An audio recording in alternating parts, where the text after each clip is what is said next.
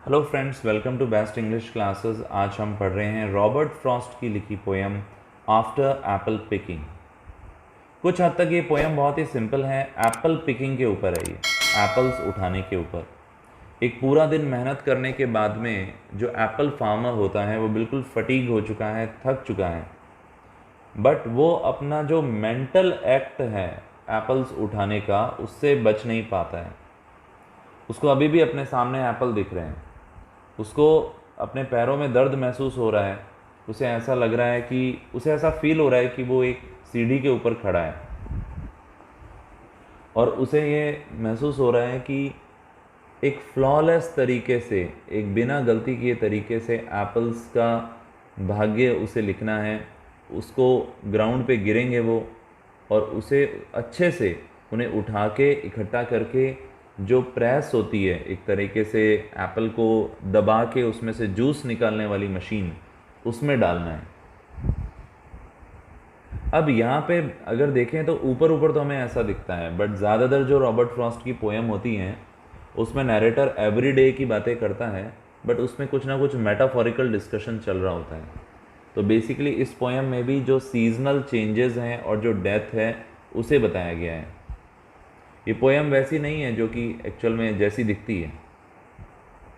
उसे ऐसा लग रहा है एप्पल पिकर को कि विंटर अब बहुत पास में आ गया है, घास अब बड़ी बड़ी और सूखी हो गई है, जो पानी का सरफेस है वो भी अब टफ हो गया है, जमा हुआ सा महसूस हो रहा है। ऐसा लग रहा है जैसे कोई कांच की खिड़की का जो कांच होता है वैसा लग रहा है, पेन ऑफ ग्लास जैसा दिख रहा है। यहाँ सब में हमें विंटर के एसेंस देखने को मिल रहे हैं।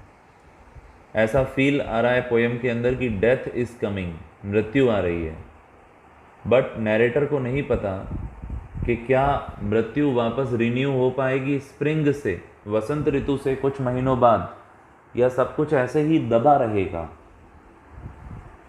जो माइंडलेस स्नो है, ऐसी बर्फ इटर्निटी तक ऐसी ही जमी रहेगी।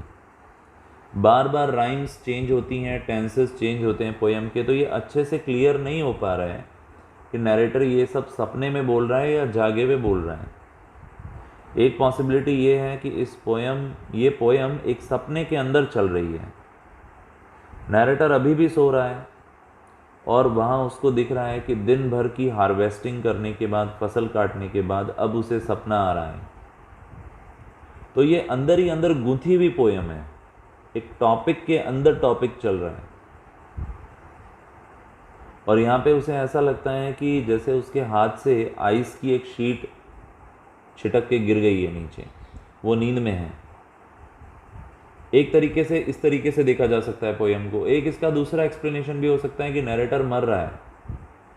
एक तो हमने बताया आपको ऊपर वाला एक्सप्लेनेशन कि मौसम चेंज हो रहा है, दूसरा एक इस तरीके से भी इसे हम एनालाइज कर सकते हैं कि नैरेटर मर रहा है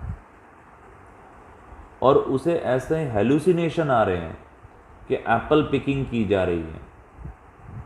उसे ऐसा फील हो रहा है कि वो जो ज़िंदा लोगों की दुनिया है उसे छोड़ के जा रहा है। ये चीज़ उसके माइंड में हावी हो गई है। अब वो एप्पल पिकिंग से थक चुका है, अब वो इससे परेशान हो गया है और अब वो फाइनलिटी की तरफ बढ़ रहा है, फाइनल की तरफ बढ़ रहा है। उसे ऐसा विजन आ रहा है एप्पल हार्वेस्टिंग का कि ये एक तरीके से फेयरवेल है और वो इस दुनिया को टाटा बाय बाय करके अब जा रहा है। वो पूरी तरीके से सेटिस्फाइड है अपने काम से, बट कुछ एप्पल्स ऐसे हैं पेड़ के जो रह गए हैं। वो ऑब्लिगेशन से भरा हुआ है।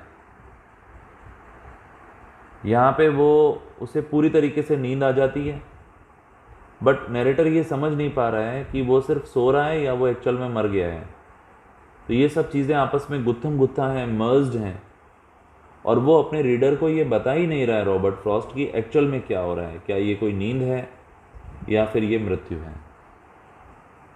इसी के साथ हमारा इसका एनालिसिस फिनिश हो जाता है। यदि आपको समझ में आया तो जल्दी से चैनल को सब्सक्राइब कर दो, और एक लाइक तो बनता है बॉस। कमेंट बॉक्स में अपना फीडबैक भी ज़रूर देना और अपने फ्रेंड्स के साथ इसे शेयर करना। Thank you so much.